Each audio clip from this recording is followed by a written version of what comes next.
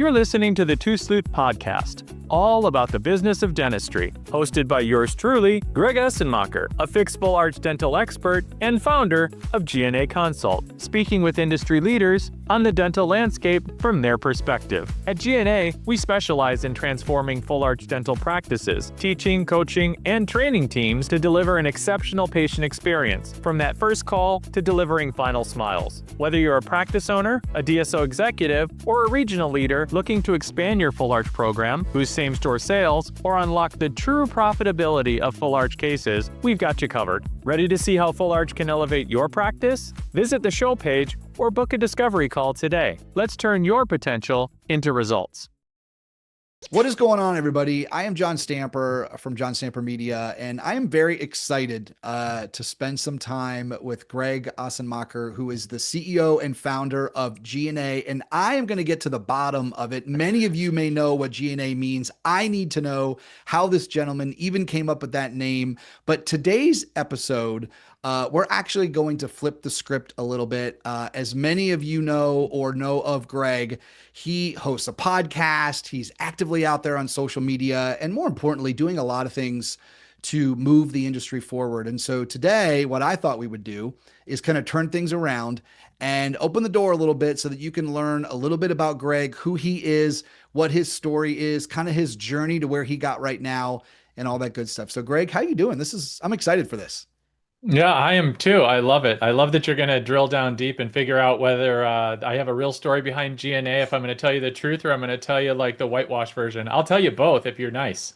Yeah, that sounds great. I love the fact that we kind of set the stage there. And I did promise Greg that we'd have some humor, we'd have some serious moments, we'd have some moments of educational inspiration, all good things. So we're gonna go on a journey and we'll get to the GNA discussion. So love that. All right, for all things to get started, Greg, I'd love to just have you share a little bit about your journey in dental, kind of where it all started, and then we'll kind of work our way up to where we are now. Yeah, no, I appreciate the opportunity to share on that. So, my journey and my real career, if you will, started when I got sober 21 years ago. Before that, even though I had, degrees and advanced degrees and graduate degrees on the wall, I never really took advantage of those, just kind of stumbled around in life, if you will, and was in rental car for a number of years. And anybody who knows that industry, brutal. Just if you think margins are tough in dental, they're really brutal in rental car. And so I was working for a regional company and helped them to build and grow as they were in merger and acquisition mode. And then they sold. And when they sold, I had opportunity to look, and I thought, I really want to get into medical device. For some reason, it sounded and felt sexy to me because I'd always been in sales. And I saw an ad on monster.com. For those of you, now you know how old I am or how long I've been in dental. And found a dental ad, and I thought, why not throw my name in the hat? Went for an interview, and I was one of 8 candidates. And at the end of that interview, the gentleman, Rick, asked me, and he said, I've got 7 other candidates. Why should I pick you? They all have dental experience. And I said, you know what? Because at the end of 1 year, you're going to wish you had 5 of me. And I stood up, shook his hand firmly, and walked out the door. And sure enough, I got the call a couple of days later that I was offered the position and grew that business as one of 5 employees from 160,000 to over 600,000. And it was all about figuring out what was the angle. At the time, it was a bone grafting company, and I partnered with the #1 implant company at the time that didn't have bone grafting, and went with them and for them and found out, hey, how can I partner with you to keep out the competition? And so it was really all about leveraging partnerships, industry partners, and that was the beginning of the journey some 18 years ago in dental, and I just haven't found my way out since. It's kind of like a mafioso, right? Once you get out, they drag you back in, and it's an industry I know and love, and I don't think I'll ever leave. So for those that know you, no surprise of you jumping into your first dental company and creating some positive results, which is awesome. But for those that don't know you and are going to learn about you through a lot of the things that we do here as we kind of share some content and they get to know the great work that you're doing, what do you think it was, Greg, about that first position that got you excited? Was there a moment, was it, if you can remember, like 30 days in, a couple months in, where you were like, you know what, this dental thing is really settling? I mean, obviously very apparent, you are a results-driven individual who likes to, make positive progress. But when was it that you were like, this dental thing, I kind of like this? Well, there is a personal and a professional moment, John. And the personal moment for me was when somebody finally shared with me the reason why I should floss. Of all things, the reason why I should floss. Growing up, a hygienist of my family dentist, had shared, oh, you really should floss because, my gums would bleed when I go in for my regular cleanings. But it never landed for me. I would say it was probably at week 3. I was in training with, because we were in bone grafting. So you learned about periodontal disease. All I needed to see was somebody explain and show pictures of the stages of periodontal disease. I was so disgusted. And they said, well, the easiest way to avoid that is to floss every day. From that moment forward, I flossed every day, and I still do every day. I floss every single day. And so it was more about can you deliver a message in a way that resonates with a particular person? It's not delivering your message, it's delivering a message many different ways. So the receiver receives that message. That was my personal, if you will. And then professionally, because we had bone grafting and we partnered, I partnered with, like I said, these implant companies. And to watch the difference and learn about, if you do a traditional bridge and you grind down perfectly healthy teeth, like destroying healthy teeth to do a 3-unit bridge, which most insurances will cover the 3-unit bridge as, part of their coverage, and they'll pay for a certain percentage of it. Or it's fee for service and you pay mostly out of pocket, but it's a much better solution. Like those things started to click for me. And how do you actually sell? How do you promote? How do you convince? How do you help patients to see that long term it's a better solution? Because my son was born with congenitally missing laterals. And so at the age of 18, they did grind down 4 perfectly good teeth to put a 6-unit bridge in. And this was right before I got into dental. And had I known that, I would have made a different, better decision for him. And from that point forward, professionally, very early on, I mean, we're talking like in the first month or two, I said, I'm just not going to allow that to happen. And so sales isn't a dirty word.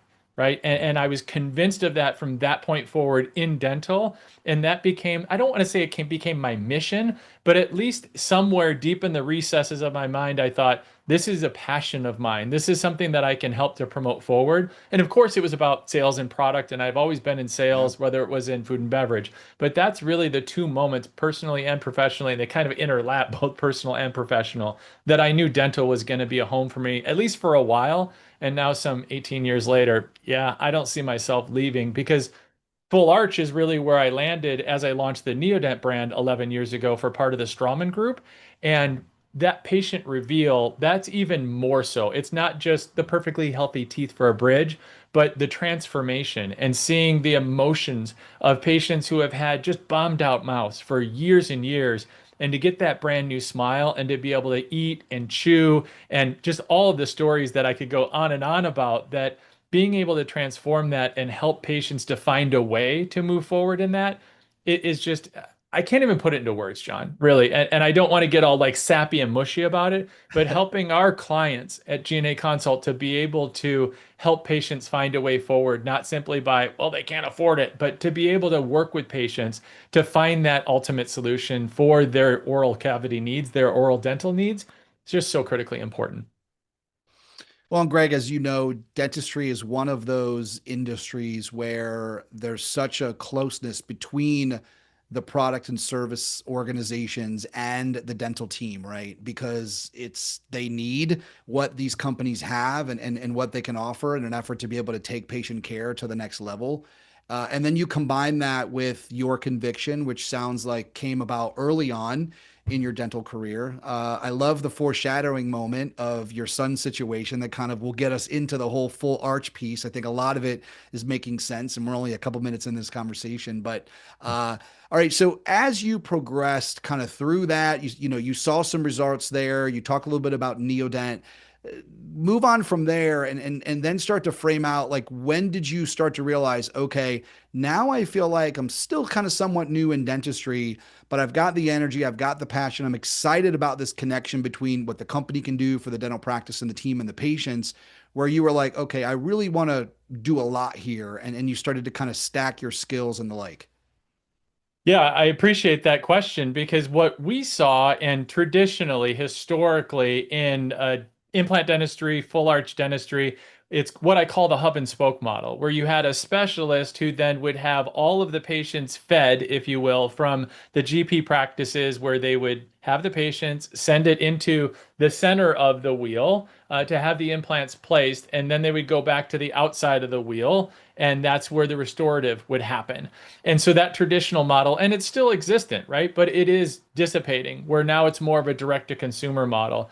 Well, because in the Straumann group, that Straumann was a very powerful brand, and Straumann Green, we call it, right? That they had the relationships in the specialist market. When Straumann Group made the decision to bring in a value brand like Neodent, of which I was part of that launch in 2013, 2014, we were, I don't want to say relegated, but in order to find a new market for it, if you will, it was really in the GP practices that had general dentistry side of the business and then also did full arch, also did the advanced implant procedures. So the super GPs, if you will.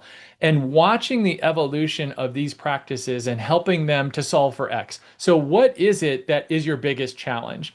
And for me at the time as a rep or a regional manager working for this implant manufacturer, anybody knows that you go to the conferences, you go to the meetings, and this was, in the mid 2010s. Back then, it was very traditional that there's CE programs and there's all of these booths set up, and during the breaks and during the lunches, people visit the booths and it gets all busy and crazy, and you're trying to grab their attention and meet with potential doctors. And then the CE events happen, and so there's a lot of in-between downtime. Well, there's a choice that happens during that time, John. And during that time, the choice is for manufacturing reps to either go and take a break themselves, right? Do some emails, or it's really meet with other partners. And that's where you can find solutions for your doctors. Instead of, oh, you want to buy my implant? Like, here, let me show you features and benefits. It's, what do you need to help build and grow your practice? How can I help you build and grow your practice? Do you need help with staffing? Do you need help with a marketing company? Do you need somebody to come in with equipment that maybe we don't have equipment in our portfolio right now? And so to go out and meet others, that you start to find others that have integrity, that are willing to share time with you, and then you can make introductions, not for self-benefit, but to really help and be of service to your clients, to your doctors that you're working with. And that mindset helped to build and grow clients of ours, the base of ours, and that's what really built the Neodent brand. And because of that, that mindset helped to transition what eventually became the, maybe I can do this. Maybe I can do this on my own. And because Straumann Group was so good about teaching us about business, about how do you build and grow a business, more of a consultant mindset than a salesperson mindset. And that's really where the growth that I experienced working for such a great organization evolved into my wanting to and desire, and some nudging from some really great mentors and people in the industry who said, you really should consider, have you thought about, you've got the gumption, now you've got the skills, and continue to build and grow and do something for yourself on your own. So as I've learned more about GNA and the work that you're doing, I think what's so fascinating, Greg, is, you hear a lot of people talk about, if you're going to start a business, if you're going to consult, niche down what you're going to do so that you can really focus and hone in on the lane of your expertise, the lane that is your passion. And I think it's interesting, and I want to kind of get your thoughts on the full arch space, because as you know so well, for those of us who've been in dentistry for many years, there's always been talk of case acceptance and what are some things that doctors and their teams can do better in order for their patients to, get the care done that they present, and or even getting patients to come in twice a year just to get their teeth cleaned, right? For some people, it just seems like this monumental task. But talk about full arch, right? Now you're talking about these dental practices, sharing with these patients that they should get all of that work done. So I've got to ask, where did the confidence come in? Where did the support come in? Where did kind of the vision and the mission on your side come in to say, you know what, like, you identified that it was a need, but that you felt like there was an opportunity to help these practices with what would be considered, and I could be wrong, I'd love to get your thoughts, on a much more difficult presentation to do for a patient than to just get them to come in and get their cleanings done and kind of do a couple fillings and a crown here and there. Well, I mean, if I can be totally honest with you, like, to niche down into fixed full arch, it was a gamble and a risk that I wasn't 100% sure of in the beginning, but I knew that I had passion around it. And this is what I knew extremely well, because this is the lane I'd lived in for Mhm. so many years, launching that Neodent brand into the market. And so it was belief in self and at times wavering in that belief, but I knew it. And it was, I'll admit, some of that external validation of individuals I had met along the way early on who said, man, there's a great need for the service that you provide. And then, John, it was learning along the way as well that, look, I've not been a treatment coordinator sitting in selling those cases. However, being a corporate sales trainer for Advantage Rent a Car, that was the rental car company that I worked for that eventually became a part of Hertz, and always working for the little guy, like grabbing market share, if you will, and being a trainer back in food and beverage days, and being an educator at heart, had an opportunity to do that as an adjunct role as well. Being an educator at heart, knowing that I could take to a certain level, but I needed to bring others in who specialized in that area. Let people specialize in what they specialize in. And so finding those to come into the organization who did specialize in that area. Same with the operations side of the business. I had never worked in a dental clinic, and I call them all dental clinics because they're medical clinics of the mouth. So, that's why I term them that way. When I left Neodent 3.5 years ago and started GNA Consult, I didn't know how to book an appointment in a PMS system, practice management system. I didn't even know what a PMS stood for at that point. And I won't make a snide comment about what I knew of PMS. I grew up with older sisters, right? I just knew that time of the month, stay away from them, right? So, and I say all that because like that learning and growing what I thought in that niche of what I grew into my belief more and more, if I'm completely transparent and vulnerable on that, then I learned about building a business. I mean, we're talking payroll taxes and whether to hire 1099s or full-time folks and building the business. Now, don't get me wrong. I knew how to build teams. I knew how to structure teams and build culture and. But that was under the umbrella of all the support services of Right. working in corporate America. So when you ask the question and talk about like supporting in these big case acceptance, I had a pretty good understanding in general. But when it started to get very specialized, that's when I had to bring in folks who specialized in it and continually take more and more risks on myself, right? And take that gamble, if you will. But really hone in on skills of, look, I've interviewed thousands, not an exaggeration, thousands of people in my career and hired hundreds.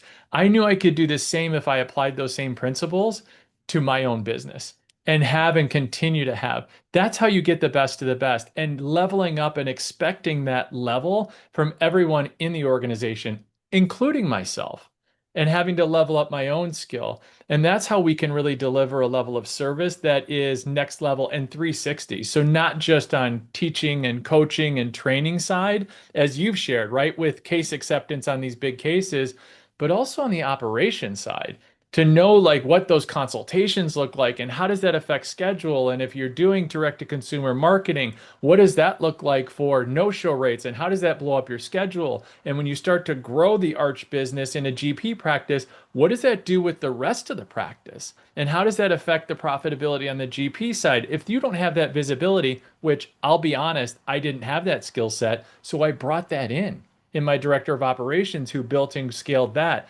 All that to say that that's how I knew, because I learned and grew in Straumann Group as a part of Neodent, being at the table with Guillaume, who now runs Straumann Group, a $2 billion a year revenue industry. I got a chance to sit shoulder to shoulder with him for a couple of years, which Yeah. I mean, it's better than any MBA program you could possibly go through, right? It was just such a great education and experiential, and I'm so grateful for it. If you need help with converting lead calls into consultations, closing consults into more full arch cases, or creating a more strategic marketing message and branding for your practice or group, follow me for more tips or reach out to GNA Consult for a discovery call today.